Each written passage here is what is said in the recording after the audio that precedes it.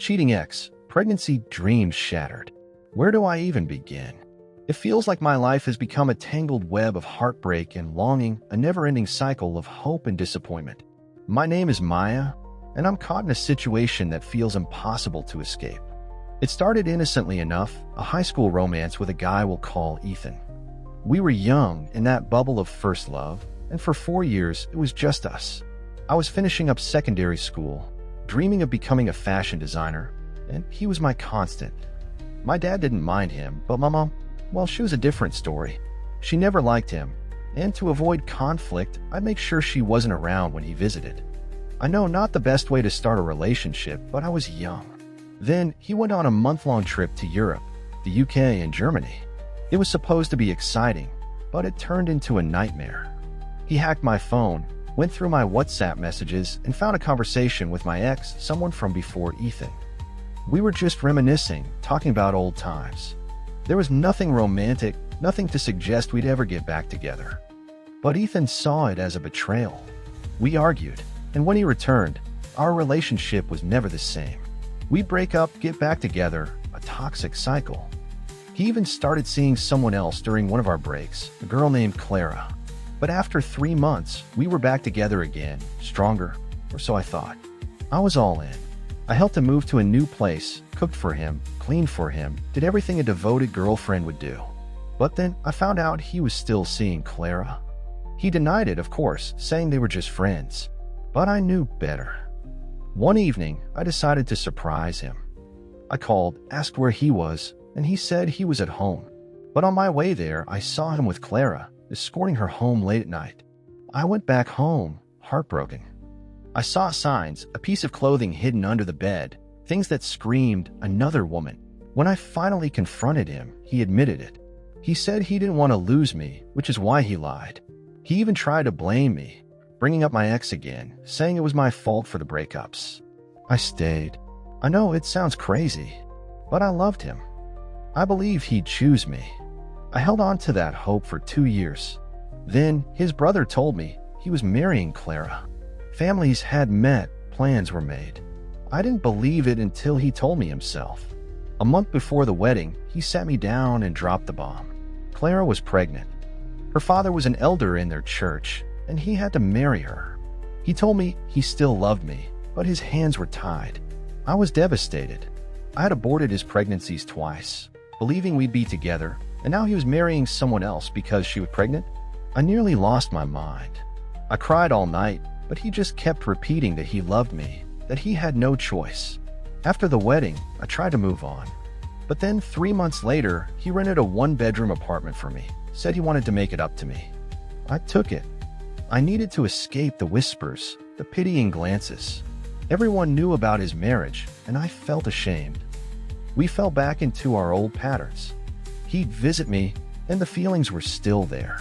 It was affecting my new relationship, and when my new boyfriend caught him at my apartment, it was over. I chose Ethan, even though he was married, because I still loved him. A few months later, his wife had a baby. He told me he wanted to have a baby with me. I was shocked. How could we? The shame, the scandal. But he was persistent. He promised to help me relocate, to give us a fresh start. Then I got pregnant. But it ended in a miscarriage. I was heartbroken, but he was there supporting me. He even suggested we try to move to another country, start a new life. We applied for a visa to Canada, and it was granted.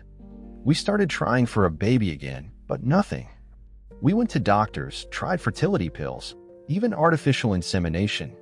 For 2 years, he spent money on treatments, on my dreams, but nothing worked. Now, I'm at a crossroads. I want a baby more than anything. I want to travel, to start over. But I'm stuck. I'm dependent on him, on his promises. My salary isn't enough to support me, let alone a baby.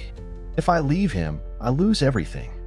The chance to travel, the financial support, the hope of a family.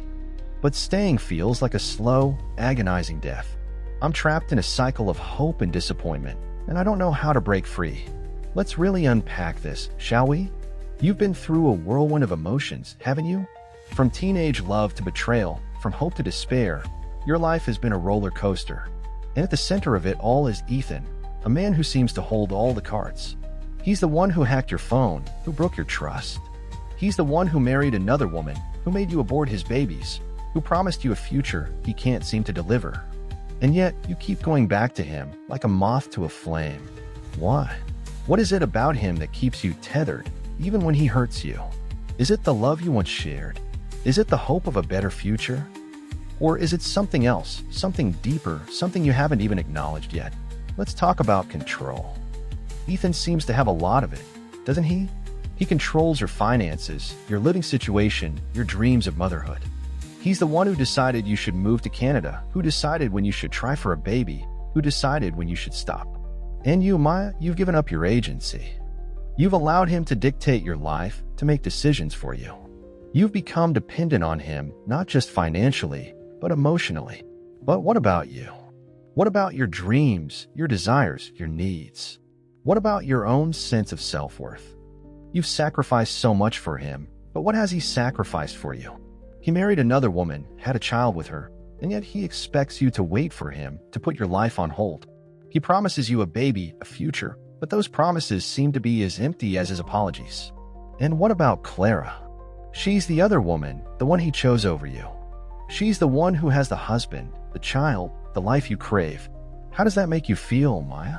Does it make you angry? Does it make you jealous? Or does it make you realize that you deserve more? You're not just a placeholder, Maya. You're not just a backup plan. You're a woman with dreams, with desires, with a right to happiness. You want a baby, you want to travel, you want a better life. But are you willing to sacrifice your dignity, your self-respect, your own sense of worth for those things? It's time to take back your power, Maya. It's time to make your own decisions, to chart your own course. It's time to stop waiting for Ethan to give you what you want and start creating your own future. It won't be easy. It will require courage, strength, and a willingness to let go of past. But you can do it, Maya. You are stronger than you think. You are more capable than you realize. And you deserve happiness, not just a fleeting moment of it, but a lasting, fulfilling, authentic happiness. Start by taking small steps. Find a support system, people who believe in you, who will lift you up.